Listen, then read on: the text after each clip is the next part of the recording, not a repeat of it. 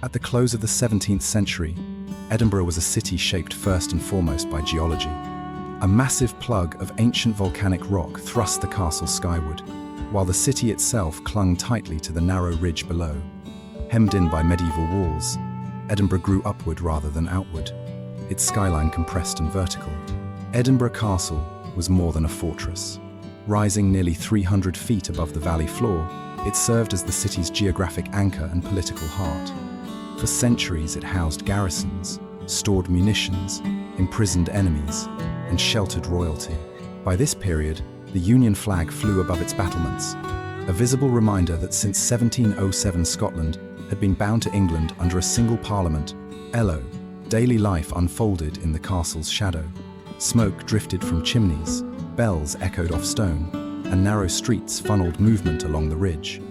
From an elevated camera angle, the city appears pinned between rock and sky, its fortunes inseparable from the fortress above. Power, surveillance, and identity all radiated outward from this commanding height. From the southern edge of the old town, the city opens toward Arthur's Seat, another volcanic remnant rising beyond low ground and still water. This dramatic landscape framed Edinburgh's limits and its possibilities. Tall stone tenements cling tightly to the ridge, their narrow facades pressed shoulder to shoulder within the medieval core.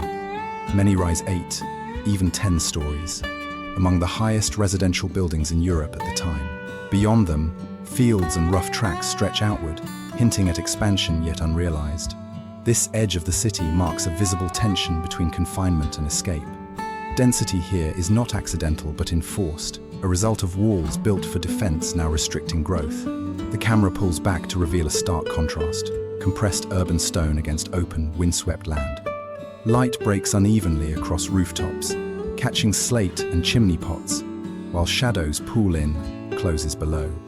Edinburgh, in this moment, stands between eras, still medieval in form, yet increasingly aware that its future will require space, order, and rational planning beyond the ridge it has long depended on. At the foot of the ridge lies the Grassmarket, where the castle looms overhead as a constant presence of authority and judgment. This open square functions as one of Edinburgh's principal marketplaces and, at times, its place of execution. Merchants trade livestock, grain, and hides, while labourers shoulder sacks through mud and standing water. The street surface is uneven, rutted by cartwheels, slick with waste and rain. Sounds overlap in tight succession: shouted prices, iron-shod hooves, the creak of timber stalls. From a low camera angle, the castle walls dominate the frame, reinforcing the imbalance between power above and labour below. Here, justice is not abstract. Punishment is public, visible, and meant to instruct as much as to condemn. Gallows stand where trade continues, binding commerce and control into a single space. The Grassmarket exposes the social hierarchy of the city in full view, a place where survival depends on proximity to power, and where daily life unfolds under the watchful eye of stone ramparts rising sheer from the rock. Step into a close, one of Edinburgh's narrow passageways branching from the main streets, and the city's hidden life emerges. These tight corridors funnel light and air downward into inner courtyards where the poorest residents live, often in damp cellars below street level. Stone walls rise close on either side, their surfaces blackened by smoke and age. Light enters only in thin vertical shafts, catching drifting ash and steam. Laundry hangs wherever a rope can be fixed, stretching across voids between windows. Voices echo upward, arguments, laughter, coughs. A dog scavenges among refuse at the foot of a stair. Privacy here is not assumed but negotiated daily. From a slow tracking shot, the camera follows the uneven ground, past doors shared by multiple families. These spaces compress social life into extreme proximity. Wealth and poverty coexist within the same buildings, separated only by staircases. The closes reveal how Edinburgh functions internally, not as an idealized capital, but as a dense, improvised system of survival under constant pressure. This is the Canongate, one of Edinburgh's main thoroughfares, running east from the High Street toward Holyrood Abbey. Though broader than the hidden closes, it remains tightly built, its stone tenements rising several stories high and pressing inward on the street below. Carts rattle over uneven cobbles, iron rims striking stone in a constant metallic rhythm. Labourers push handcarts loaded with barrels and timber, while women move between doorways carrying bundles of cloth or fuel. Each building contains multiple households stacked vertically, families living floor upon floor in close quarters. From a street-level camera perspective, movement feels constrained, channeled forward by walls that allow little deviation. Above, timber beams jut out over stone, darkened by smoke from countless hearths. The Canongate functions as both artery and bottleneck, carrying goods, people, and information between castle and palace. It reveals a city organized along a single spine, where circulation replaces open space, and daily life unfolds in constant motion under the weight of density. Seen from above, Edinburgh reveals its extraordinary compression. The castle dominates the western height, while the city stretches eastward along the ridge in a dense assembly of stone and slate, tightly confined within its medieval walls. Church spires punctuate the skyline, their bells regulating time in a city where space is scarce. Beyond the walls, the land opens suddenly toward the Firth of Forth and the rolling hills beyond, a reminder of how sharply the urban world ends. This aerial perspective exposes a city caught between eras. Its form remains medieval, defensive, and vertical, yet its ambitions are increasingly shaped by Enlightenment ideals of order and improvement.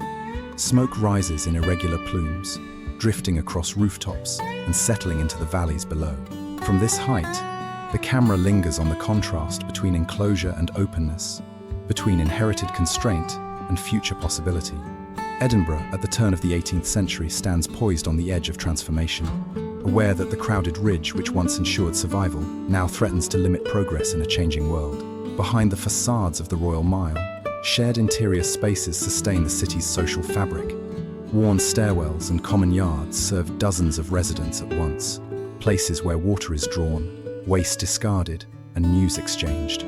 Plaster crumbles from walls darkened by smoke, yet life persists in close quarters. Rank and poverty exist side by side, separated by little more than a landing or a floor. Into this compressed world is woven a visible military presence. Cavalry and infantry assemble near fortified gates. Their formations remind us that Edinburgh is a garrisoned city. Since the Jacobite uprisings, British troops have been stationed here to enforce order and deter rebellion. To some, these soldiers represent stability and protection.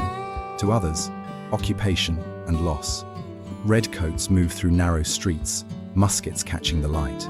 The camera tracks their passage through civilian crowds, revealing how authority is asserted not only from the castle above, but at street level.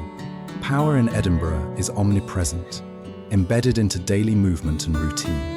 The High Street forms Edinburgh's spine, a narrow, crowded artery running from castle to palace, where all ranks of society intersect. Advocates in powdered wigs move carefully through the press, while sedan chairs are forced to pause as carts and pedestrians compete for space. Merchants shout their wares, servants strain under barrels and sacks, and a soldier in a red coat stands among them, a quiet signal of authority amid the noise. Above it all, the Tronkirk's clock tower marks the hours, imposing order on the city's relentless rhythm. Inside a single tenement, everyday life reveals its layered structure. At street level, a small shop sells pies and porter, hot food and dark beer for labourers and tradesmen. Above, families live stacked floor upon floor, each level its own confined world. Timber juts over stone, smoke stains the walls, and voices carry through thin floors. Commercial life below, domestic life above, all pressed tightly together. This is Edinburgh's old town, dense, resilient, and on the brink of profound change.